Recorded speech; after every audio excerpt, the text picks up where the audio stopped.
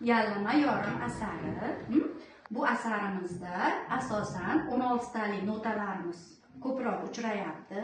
Demak, bizga 8 talik notamiz tanish, to'g'rimi? Endi 16 talik notani nima qilamiz?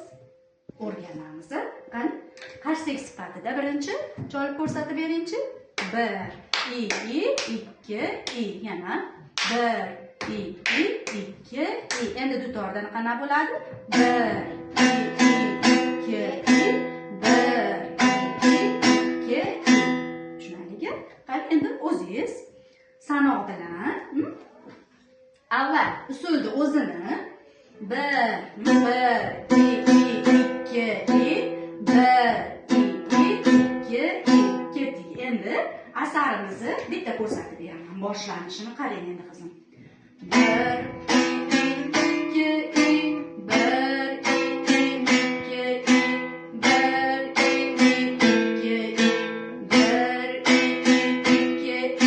1, asosan 16 talik notaga e'tibor beramiz, xo'p?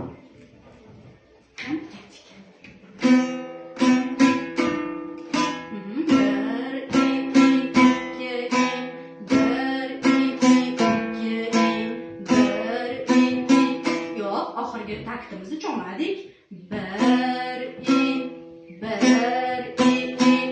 2, yaxshi. Yana bir marta qaytaramiz. Repersa qo'yilgani. 2, 1, 1,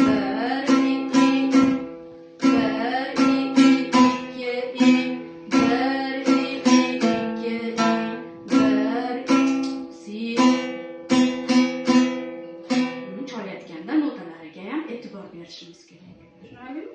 Qani yana bir marta. 1, 2, 1.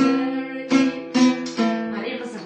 1, 2, 16 talikka e'tibor bering. 1, 2,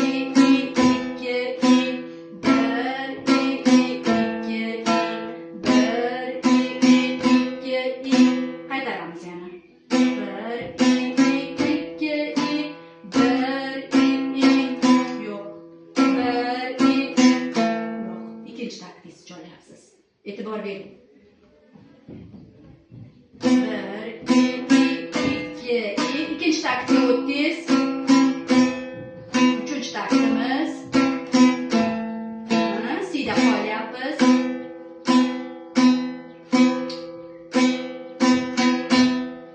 Ana shunday. Tushunarlimi?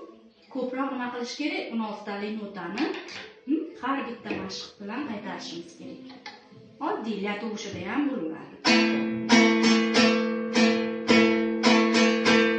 Si tovushida ham. Har bitta pardadan cholsangiz ham bo'laveradi. Yo bo'lmasam do major gammasidan cholsangiz ham bo'laveradi.